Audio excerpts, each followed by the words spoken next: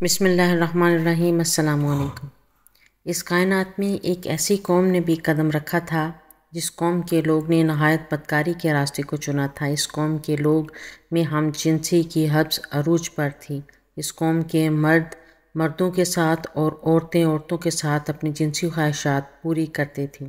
اس قوم میں یہ رواج تھا کہ جو مرد کسی مرد کے ساتھ اور عورت کسی عورت کے ساتھ بدکاری کرتی تھی اس کو معاشرے میں اعلیٰ مقام حاصل ہوتا تھا، لیکن قوم لوط، قوم سدوم معاشی لحاظ سے بہت ہی خوشحال تھی۔ اس قوم کی یہ معاشی حالت دیکھ کر دور دراز کے علاقوں سے بے شمار قوموں کے لوگ یہاں تجارت کرنے کے لیے آتے رہتے تھے۔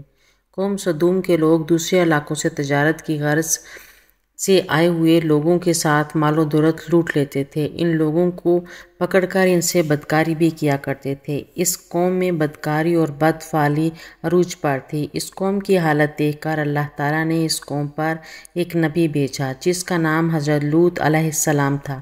حضرت لوط علیہ السلام کے چاچا کا نام حضرت ابراہیم علیہ السلام تھا۔ جب اللہ تعالیٰ کے حکم سے حضرت ابراہیم علیہ السلام کو اپنی بیوی کے ساتھ مصر پہنچنے کا حکم ہوا تو حضرت ابراہیم کے ہمراہ آپ علیہ السلام کا بھتیجا حضرت لوط علیہ السلام بھی تھا۔ مصر کے بادشاہ نے حضرت ابراہیم اور حضرت لوط علیہ السلام کو بے شمار مال و دولت اور جانور دے کر روانہ کیا۔ حضرت لوط اور حضرت ابراہیم علیہ السلام اپنی اپنی بکریاں لے کر مصر سے نکلے تھے۔ جب آپ دونوں اپنی اپنی بکریوں کی حفاظت کر رہے تھے تو چند چرواہوں کے درمیان دونوں کا کافی جھگڑا ہوا۔ یہی وجہ تھی کہ حضرت ابراہیم علیہ السلام فلسطین کی طرف ہجرت کر گئے اور حضرت لوط علیہ السلام نے سدوم میں ہجرت فرمائی۔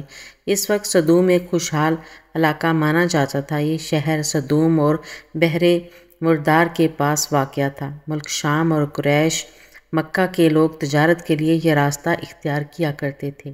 یہ شہر اردن اور بیت المقدس کے درمیان تھا۔ اللہ تعالیٰ نے سدوم شہر میں قوم لوط کی رہنمائی کے لیے حضرت لوط علیہ السلام کو مبعوث فرمایا۔ یہ علاقہ 5 بڑے بڑے شہروں پر مشتمل تھا۔ ان 5 شہر کا دارالحکومت سدوم کو سمجھا جاتا تھا۔ یہ علاقہ بہت ہی خوشحال تھا۔ یہ سرزمین بہت ہی شاداب اور پھلوں سے مالا مال ہوا کرتی تھی۔ بیت المقدس اور نہر اردن کے وسط میں یہ خطہ آج بھی بحر لوط کے نام سے جانا جاتا ہے۔ جہاں یہ شہر آباد تھا وہ زمین سطح سمندر سے بہت ہی گہرائی میں ہے۔ اس میں عجیب قسم کا پانی ہوتا تھا۔ اس پانی میں کوئی بھی مچھلی یا جانور داخل ہو جائے تو وہ زندہ نہیں بچتا تھا۔ یہی وجہ تھی کہ اس خطے کو بحر میت کے نام سے پکارا جاتا تھا۔ اس خطے کو ہی مقام سدوم کہا جاتا تھا۔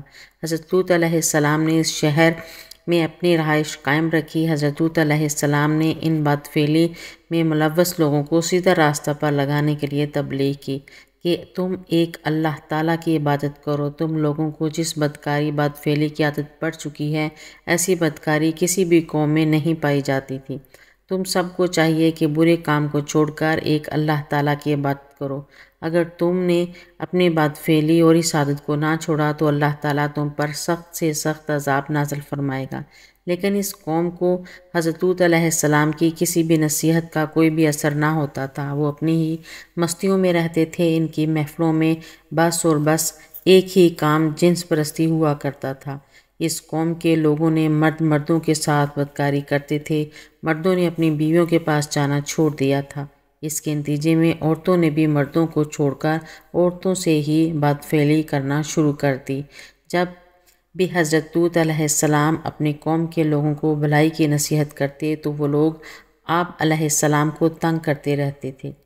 ان کا ایک ہی جواب ہوتا کہ ہم تو بہت ہی برے لوگ ہیں، ہم بدکار ہیں، ہم گناہگار ہیں، تم تو نیک اور اللہ تعالیٰ کے پیارے بندے ہو۔ آپ علیہ السلام اس بستی کو چھوڑ کر کیوں نہیں چلے جاتے؟ اگر تم اپنے آپ کو اللہ تعالیٰ کا نبی مانتے ہو تو آپ علیہ السلام ہم پر عذاب لا کر دکھاؤ۔ تم ہر وقت ہم کو کیوں ڈراتے رہتے ہو؟ حضرت لوط علیہ السلام کی بیوی بھی اس قوم کے ساتھ ملی ہوئی تھی جس کا نام وائلا تھا۔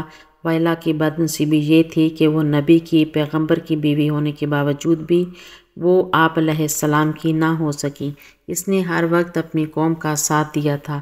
جب حضرت لوط علیہ السلام ان لوگوں کو تبلیغ اسلام دے دے کر تنگ آ چکے تھے تو اس قوم کے لوگوں پر کوئی بھی اثر نہ ہو رہا تھا۔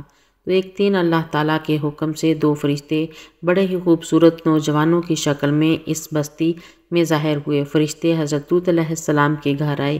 اس قوم کی بدکاری اس وقت عروج پر تھی۔ وہ کوئی بھی حسین و جمیل لڑکا دیکھ لیتے اور اس سے بدفعلی کیے بغیر نہ رہتے تھے۔ اس لیے حضرت لوط علیہ السلام کے پاس 2 فرشتے حسین و جمیل لڑکوں کی شکل میں آئے تو آپ علیہ السلام نے ان لڑکوں کو کمرے میں بٹھا لیا تھا۔ ان کو کھانا پینے کے لیے اچھی اچھی چیزوں کا بندوبست کیا۔ حضرت لوط علیہ السلام نے ان نوجوانوں کو فرمایا کہ اس قوم کے لوگ بہت ہی برے اور زانی ہیں۔ جب ان حسین و جمیل لڑکوں کے بارے میں حضرت لوط علیہ السلام کی بیوی کو خبر ہوئی تو اس نے یہ خبر اپنی قوم کے لوگوں تک پہنچا دی۔ چند ہی لمحوں میں یہ خبر آگ کی طرح پھیل گئی۔ اس بستی کے لوگوں نے حضرت لوط علیہ السلام کے گھر کو گھیرے میں لے لیا۔ قوم کے لوگوں نے حضرت لوط علیہ السلام سے دریافت کیا کہ تمہارے گھر میں 2 بہت ہی خوبصورت نوجوان داخل ہوئے ہیں، وہ کہاں ہیں؟ بستی کے لوگوں کی زبان سے یہ الفاظ سن کر حضرت لوط علیہ السلام بہت ہی پریشان ہوئے۔ آپ علیہ السلام کو وہاں سے نکلنے کی کوئی بھی صورتحال نظر نہ آ رہی تھی۔ اس صورتحال میں ان نوجوانوں نے حضرت لوط علیہ السلام سے عرض کی، اے اللہ تعالیٰ کے نبی، ہم اللہ تعالیٰ کی طرف سے بھیجے گئے فرشتے ہیں۔ اللہ تعالیٰ کا حکم ہے کہ اس بستی کو تباہ و برباد کر دو۔ آپ علیہ السلام صبح ہوتے ہی اپنے اہل و عیال کو یہاں سے لے کر چلے جاؤ۔ فرشتوں نے اللہ تعالیٰ کے حکم سے بستی کے لوگوں سے حضرت لوط علیہ السلام کو محفوظ رکھتے ہوئے وہاں سے نکال دیا۔ پھر فرشتوں نے اللہ تعالیٰ کے حکم سے اس بستی کو زمین سے اٹھایا اور کافی بلندی سے پھر زمین پر دے مارا۔ اس قوم پر پتھروں کی بارش کی۔ حضرت لوط علیہ السلام کی بیوی بھی ان لوگوں میں شامل ہو گئی۔ اس کی زبان پر یہی الفاظ تھے کہ ہائے میری قوم کے لوگوں، ہائے میری قوم کے لوگوں۔ اللہ تعالیٰ نے اس کو آج بھی رہتی دنیا تک سب کے لیے عبرت کا نشان بنا دیا۔ حضرت لوط علیہ السلام کی بیوی کی لاش اب بھی پتھروں کے اس فوسل میں دیکھنے کو ملتی ہے۔ سدوم کے پہاڑوں میں اللہ تعالیٰ نے حضرت لوط علیہ السلام کی گناہ گار بیوی کا ذکر قرآن پاک میں کل 9 جگہوں پر کیا ہے، اور بے شک لوط بھی رسولوں میں سے تھا، جبکہ ہم نے اس کو اور اس کے سب گھر والوں کو نجات دی، مگر ایک بڑھیا کو جو عذاب پانے والوں میں رہ گئی۔ پھر ہم نے دوسروں کو ہلاک کر دیا، اور بے شک تم ان کے پاس سے صبح کے وقت گزرے ہو اور رات میں بھی، بس کیا تم عقل نہیں رکھتے؟ اللہ کافروں کے لیے ایک مثال بیان کرتا ہے۔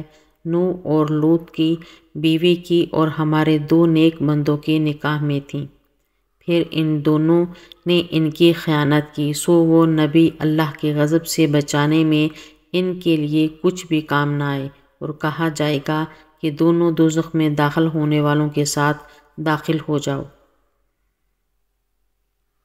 میری ایسی اور ویڈیو دیکھنے کے لیے میرے چینل کو سبسکرائب کریں، ویڈیو کو لائک اور شیئر کریں۔ اللہ حافظ۔